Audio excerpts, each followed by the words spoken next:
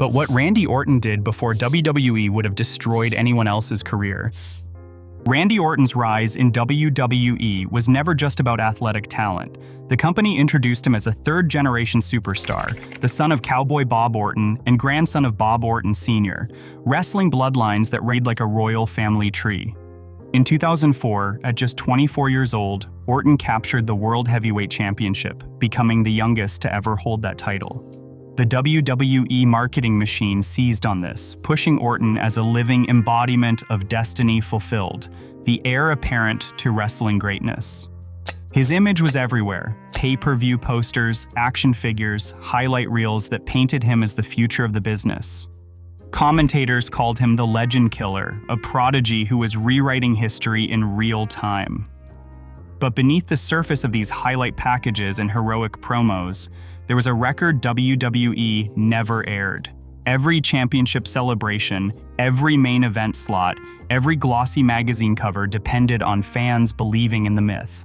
The commercial stakes were not just about ticket sales, they were about protecting the illusion that Orton was a flawless champion, untouched by the kind of failures that would end most careers.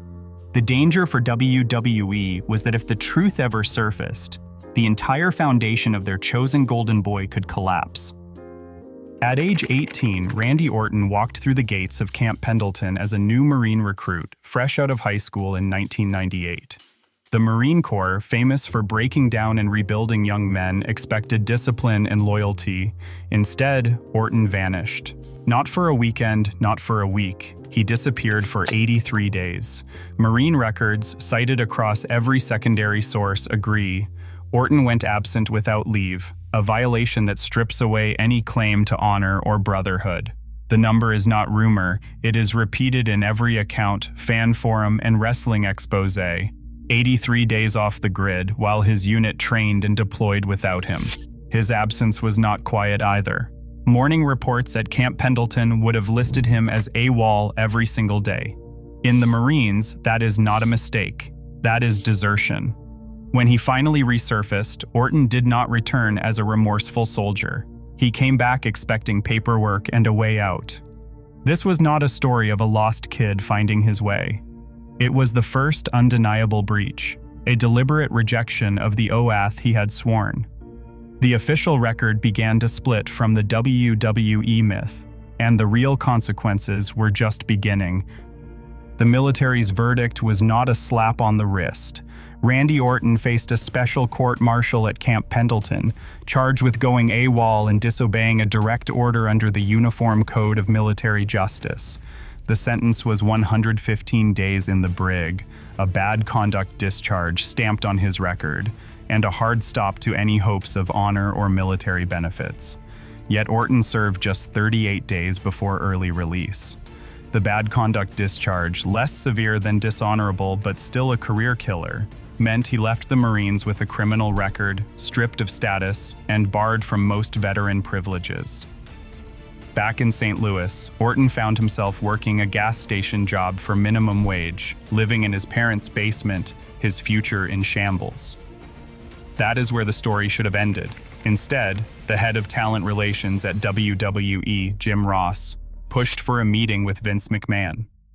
Ross vouched for Orton, criminal record and all, arguing his wrestling pedigree outweighed his military disgrace. McMahon agreed. Just months after leaving the brig, Orton was under WWE contract. Corporate priorities were clear. A bad conduct discharge was no obstacle if the right people wanted you. The company that sold Orton as a hero had made a choice, one that would haunt them when the truth started to leak. In 2012, WWE Studios announced Randy Orton as the lead for the Marine 3 Homefront. The backlash was immediate and fierce, not from movie critics, but from the very people who once wore the uniform Orton abandoned. Corporal Mike Vinn, a Marine who served in Orton's own unit, spoke to TMZ and did not hold back. He said he quit us, the country, and the Marine Corps, and that Randy in the role of a Marine is a disgrace to those wearing that uniform. The outrage was not just about Hollywood casting, it was about integrity. For Marines, desertion is the ultimate betrayal. To see a man with a bad conduct discharge, a man who walked out on his brothers, paraded as a cinematic hero, was intolerable. The story exploded across military forums and veteran groups.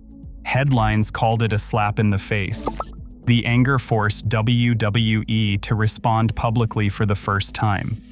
In a brief statement, the company admitted to poor judgment in casting Orton, a tacit acknowledgement that his past was more than a footnote.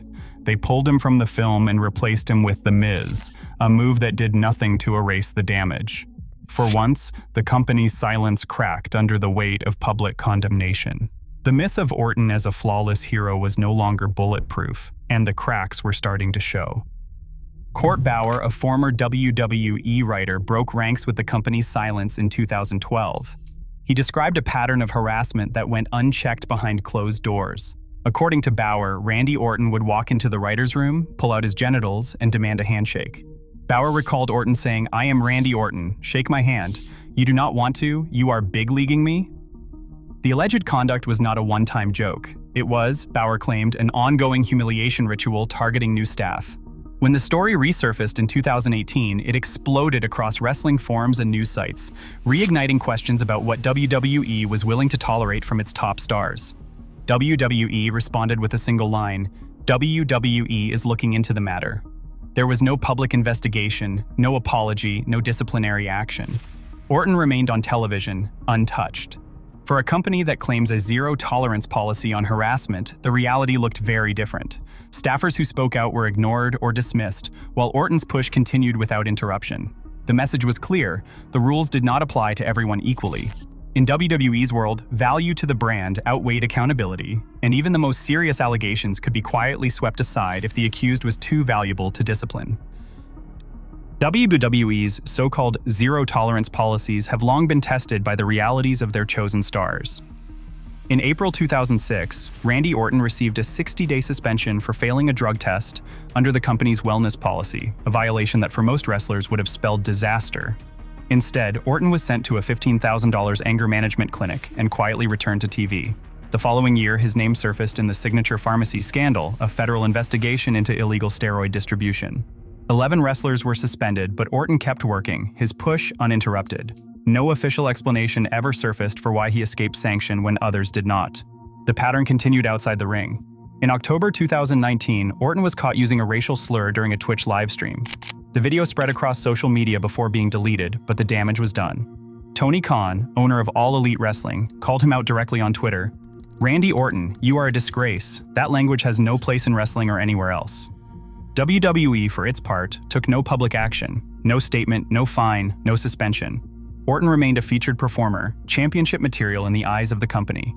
Each incident, whether a drug suspension, a pharmacy scandal, or a public slur, should have forced a reckoning. Instead, the consequences were either minimized or ignored. The message was unmistakable. In WWE, value to the brand shields you from the rules. For every infraction, there was a loophole, a workaround, or simply corporate silence. The question hangs in the air: what would Randy Orton actually have to do to be fired? WWE's disciplinary record reads like a ledger of double standards. The company's official suspension lists are littered with names: Rob Van Dam, Jeff Hardy, Kurt Angle. Each was benched for failed drug tests or policy violations. Eddie Guerrero and Booker T both served time on the sidelines for wellness breaches. Even Rey Mysterio, a top merchandise seller, sat out for a steroid-related suspension. Yet Randy Orton, despite failing a drug test in 2006, was handed a 60-day suspension, quietly sent to anger management, and brought back as if nothing happened.